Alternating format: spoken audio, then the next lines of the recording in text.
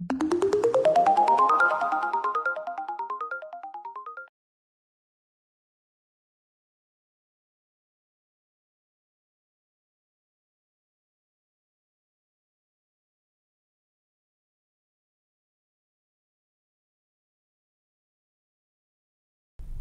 continuidade aos nossos programas Ponto Contra Ponto aqui na Onconews, hoje temos o prazer de entrevistar eu, Dr. Ricardo Salles dos Santos, cirurgião do Hospital Albert Einstein, e vamos entrevistar a doutora Clarissa Baldotto, do Rio de Janeiro.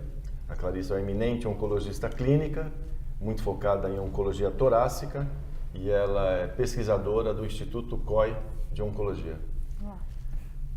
E o nosso tema hoje, gente, vai ser um tema patinho feio da oncologia, em comparação com câncer de pulmão não pequenas células, em que nós tivemos muito avanço recente com a imunoterapia, com as terapias alvos moleculares de primeira, segunda, terceira geração, né?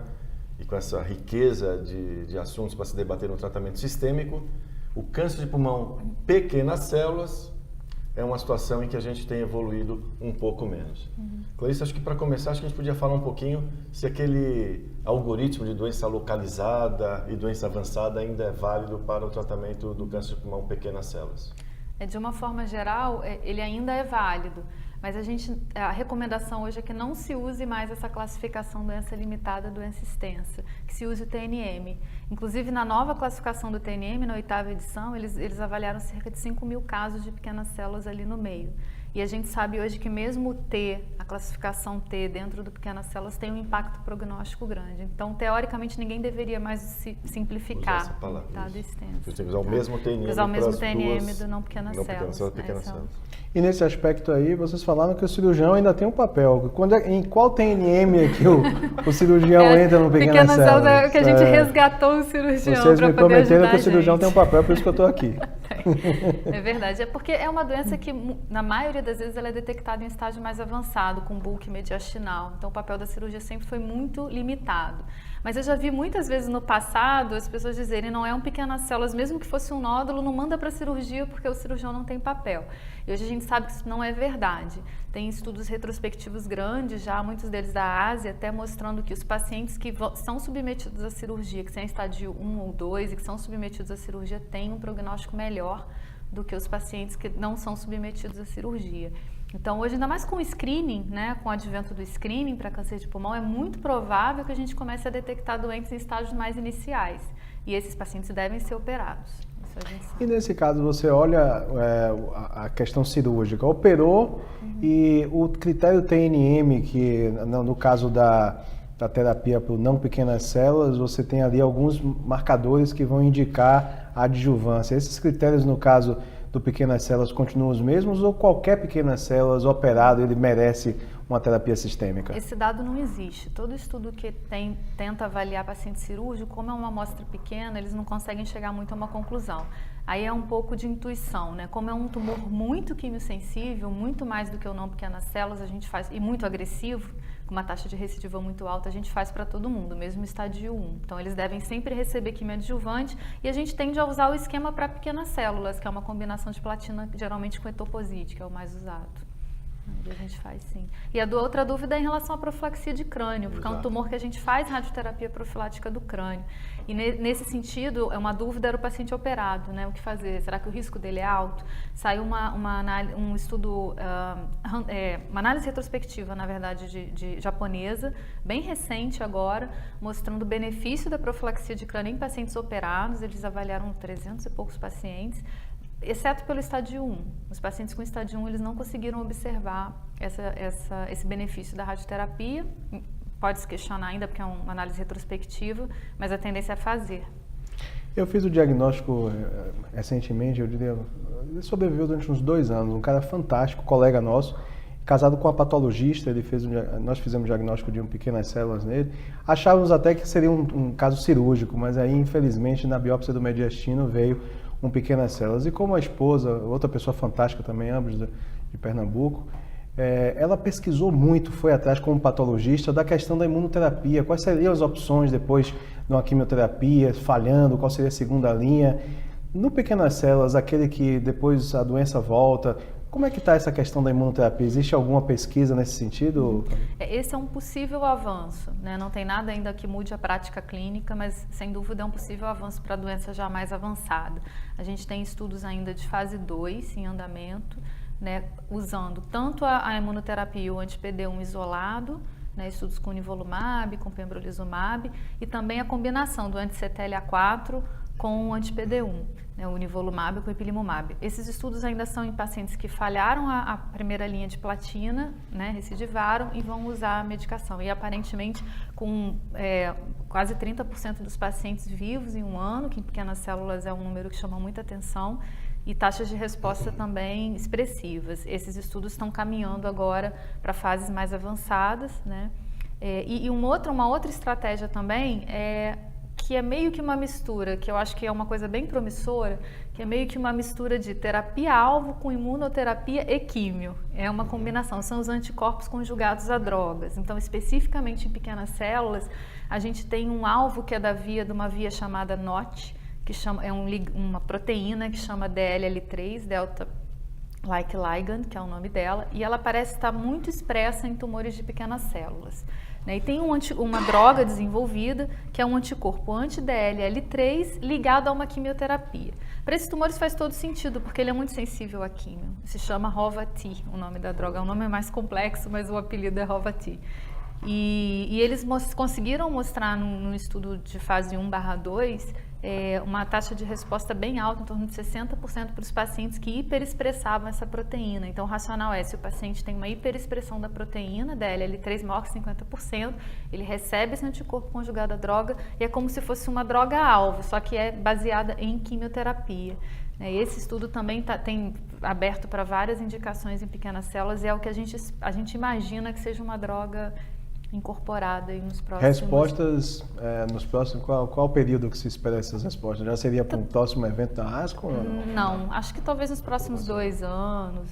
Ainda tem um tempo de acompanhamento aí de sobrevida desses pacientes, mas é uma droga também, acho que além da imunoterapia, né, dos inibidores de checkpoint, acho que essa é uma estratégia que vem sendo bem assim, esperada, né?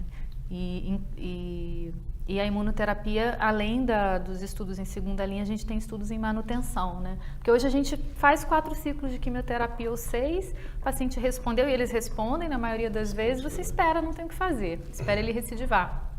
A manutenção sempre foi uma tentativa frustrada em pequenas células, a gente já tentou droga-alvo, já tentou quimioterapia de manutenção, já tentou antiangiogênico e nada funcionou muito bem.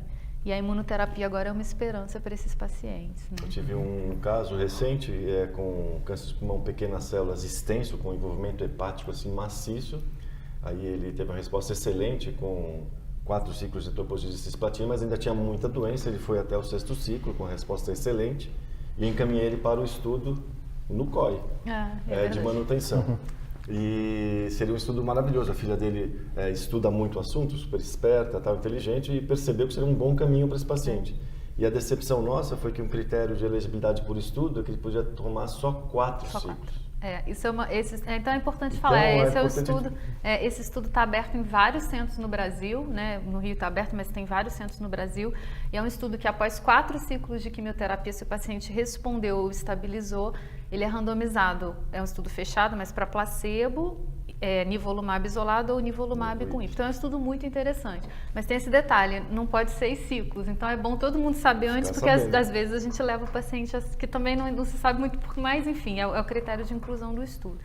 E esse é um ponto importante nessa doença, né? Eu sempre falo com o pessoal que me procura para avaliar estudo, eu falo, vamos abrir estudo para pequenas células, porque a taxa de inclusão sempre é muito alta, porque é uma doença muito órfã de tratamento. Então, sempre é bom procurar saber se tem estudo clínico. Esse é um que eu sei que está aberto no Brasil, está para abrir de DLL3 também, ainda estava em fase regulatória, deve demorar um pouquinho mais, mas é sempre bom procurar, logo no início do tratamento, já procurar saber se tem estratégia para usar. E eu queria fazer um ponto aqui, Jacques, quando você coloca a doença pequenas células, para o médico jovem, para o médico em formação, para o residente da oncologia ou para o cirurgião, qual é o perfil daquele paciente que diz assim, olha, isso aí pode ser um pequenas células. Qual que seriam os alertas epidemiológicos do ponto de vista de imagem que você diz assim, olha, esse aqui corre atrás porque pode ser um pequenas células. Para o médico jovem, o que é que você... Paciente invariavelmente fumante, né, Clarice? Doença mais central e crescimento rápido. E às vezes com impacto no estado geral. Geralmente é doente que a gente briga. Ele chega para você mal e você, às vezes, em uma semana que você mandou biopsiar, eu tô com um caso essa semana, ele chegou, eu olhei e falei, deve ser pequenas células. Uma semana para biopsiar já está internado. Então é um doente, e às vezes vem com síndrome paraneoplásica, né? Ele vem com uma série de coisas que fala logo de ser uma doença sistêmica. É aquele doente como que parece, lembra um linfoma agressivo, né? Já começa a ter sintomas B. A frequência de metástase cerebral é tão alta que a gente discute fazer radioterapia cerebral profilática, PCI. Então, isso acho que nenhuma outra doença existe isso. Irradiar pessoas sem metástase para prevenção, sem metástase visível. E acho que esse é outro ponto, né, Clarissa? Está havendo uma certa diminuição da indicação de PCI. Isso. E agora tem um estudo mostrando o benefício de se irradiar o tórax em pacientes com doença extensa. Então, dados um pouquinho esses estudos são meio controversos, até em relação à PCI para doença extensa. Saiu agora também um estudo na Lancet Oncology, né, um estudo randomizado, japonês, onde eles randomizaram, porque a gente, há alguns anos atrás, passou a fazer radioterapia profilática mesmo para quem já tinha doença metastática extensa, com um potencial ganho de sobrevida para esses pacientes. Pequeno, mas existia. Isso sempre foi muito questionado, né? Será que vale a pena? Porque apesar de ser um tratamento que nos estudos mostra que não diminui a qualidade de vida, eu não sei a sua experiência, mas na prática não é um tratamento muito agradável. O paciente perde o cabelo por mais tempo, ele às vezes fica astênico, então não é tão simples. E a questão assim. Cognitiva muda também? É um paciente que, assim, a minha experiência é que muda por um período curto, ele é agudo às vezes, mas é um paciente que tem uma sobrevida às vezes não muito longa, você não tem tempo às vezes para observar efeito tardio. Mas esse estudo foi randomizado entre fazer ou não fazer a profilaxia e não houve nenhum benefício de sobrevida. Então, eles estão questionando de novo se a gente deve parar. Eu tenho parado de fazer. Esse tipo, e o maior motivo, provavelmente, é porque os estudos antigos, o paciente não fazia ressonância de crânio de screening, de estadiamento, pós-químio. Então, eventualmente, você não estava prevenindo, você já estava tratando uma metástase que está ali. E hoje, como a gente tem um acesso muito maior à imagem, o paciente é melhor estadiado, talvez não tenha muito sentido prevenir. Esse é um aspecto interessante. Qual que é a frequência de exames de imagem no paciente com pequenas células iniciado o tratamento na rotina de vocês? A gente acompanha paciente com doença avançada que está fazendo químio a cada 2 ou 3 ciclos, no máximo você tem que reavaliar. Né? O pequenas células tem uma vantagem, ele chega com tanta doença, às vezes tão sintomático, que você no primeiro ciclo já sabe se ele respondeu ou não, porque ele melhora muito. É aquele paciente, assim, é engraçado isso, porque apesar de ser uma doença muito mais grave, com prognóstico pior do que o não pequenas células, o doente fica muito mais feliz no início do tratamento, porque ele chega doente e melhora muito rápido. Então tem que acompanhar de perto. A doença mais limitada a gente faz quimio e rádio, então geralmente ao final da quimio e da rádio você faz a avaliação depois de um tempo e vai seguindo o paciente aí por muito tempo. Hoje eu sigo para o resto da vida. Proporção de pacientes curados ainda é pequena, mas existe, né? De doença mais limitada, inicial. A gente cura uma fração pequena. Mas eu sigo para o resto da vida, por 2 motivos. Primeiro, porque são pacientes fumantes, então, eventualmente, eles viram um screening de segundo primário depois que eles terminam lá os 5 anos protocolares, né? Que todo paciente quer os 5 anos, eu falo, eu vou te seguir depois porque você fumou muito tempo e você tem indicação de screening. E o segundo motivo é que, como eles fazem profilaxia de crânio, alguns pacientes de longo tempo de sobrevida, a gente nota um decréscimo ali da cognição, então é importante acompanhar. E, no geral, sobrevida média... De pequenas células, em comparação com não pequenas células? É muito diferente. Você não tem praticamente em 5 anos, você tem 5% de pacientes vivos aí. Da população toda. Doença extensa é praticamente anedotal, para sobreviver a longo prazo. A gente até vai revisar a lâmina para ver se está tratando a doença certa quando acontece. Você falou um pouco de pesquisa no pequenas células, a gente sabe do seu envolvimento com o LACOG. Como é que está esse cenário da pesquisa clínica no Brasil, na oncologia, Clarissa? Dá para falar um pouco? Esses grupos cooperativos que vêm sendo desenvolvidos, né, para todas as especialidades, o Grupo Brasileiro de Oncologia Torácica é um deles, eles têm fomentado bastante pesquisa clínica. Tem muita gente jovem participando. O GBOT agora está associado ao LACOG, ao Grupo Latino-Americano, justamente para facilitar. Então, tem alguns estudos em andamento, né? A gente agora concluiu a revisão de pacientes nossos que fizeram consolidação de não pequenas células, que fizeram consolidação pós-quimio e rádio, para avaliar qual o papel da consolidação no Brasil. Foi apresentado no Congresso Mundial de Pulmão, a gente vai tentar publicar. A gente vai publicar, já está aceito para publicação, uma revisão que foi feita porque a gente não tinha nem informação como é o tratamento de câncer de pulmão no Brasil, como é o câncer de pulmão no Brasil. A gente tem muito pouca informação, radioterapia. Então nós juntos, o grupo conseguiu fazer uma revisão do que tem na literatura, do que tem de dados, nós vamos publicar. E tem outros projetos em andamento. E nós lançamos agora, em homenagem ao Dr. Ronaldo Ribeiro, né, que nós perdemos ano passado, que era um grande incentivador da pesquisa, o Prêmio Ronaldo Ribeiro de Pesquisa. Se não me engano, em julho começa a poder submeter os trabalhos, é só checar no site do GEBOT, e é uma premiação justamente para projetos de pesquisa de oncologia torácica, aberto a oncologista, radio-oncologista, cirurgião, e você pode submeter o projeto, e a ideia é que, se o projeto for selecionado, tem a premiação, enfim, que é ir da congresso, e a gente vai, o próprio GEBOT e o LACOG vão tentar ajudar a financiar o projeto e a conduzir o projeto de pesquisa. Olha, que bom. Então, isso é estimular todo mundo aí que tiver ideia, é só ter a ideia, desenhar o projeto e ver se consegue.